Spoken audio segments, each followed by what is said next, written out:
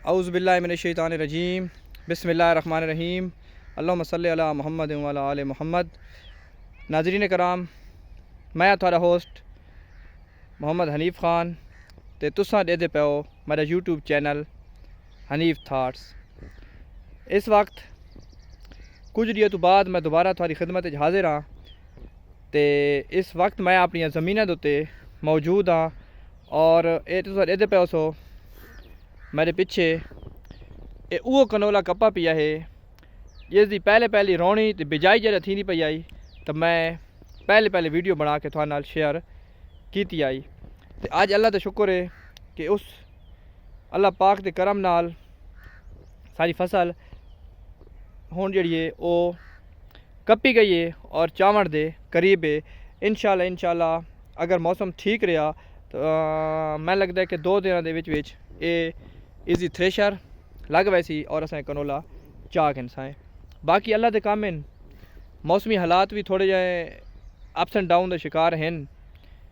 तो देखो अज जिन्हें अल्लाह मंजूर है उन्हें थीवना है।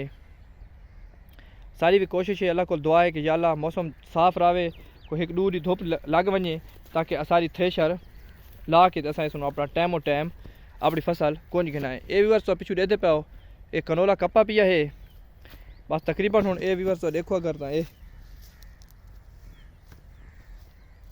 ये हूँ सुक्का भी पिया है, खुश्क भी हो गया है, लेकिन देखो वा देखा हूँ थोड़ा जहा हाले की नड़ी जी है वो सावी है तो सिन्नी है।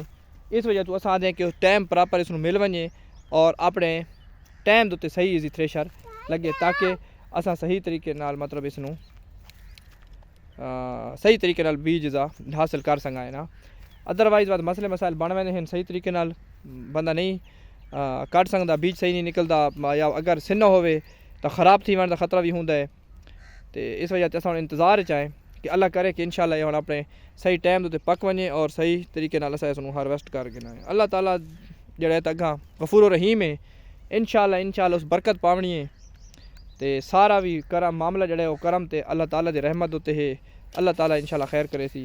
तो मैं समझा व्यूअर्स नूं कि अज बात एक और छोटे जा वीडियो बना के दिखा के नूं ये व्यूअर्स ये प्लाट हैं जिथे अस पहले रोनी की कनोला उगाया बत खादा लाइया बत इहदे गंद शंद मराया ये कुछ असा किया है, पानी लवाएं सारा कुछ मैं अपने व्यूअर्स नाल शेयर करता रही हाँ।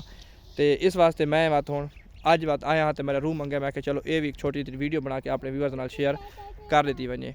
ठीक है व्यूअर्स, हनीफ थाट्स थोड़ा अपना चैनल है, ये इसनों लाइक भी करो, शेयर भी करो और अच्छे कमेंट्स नाल सारी हौसला अफजाई ज़रूर करनी है। तो थोड़ी मुहब्बत का बहुत बहुत शुक्रिया। मिलते हैं इंशाल्लाह नेक्स्ट वीडियो। तब तक अल्लाह हाफिज़।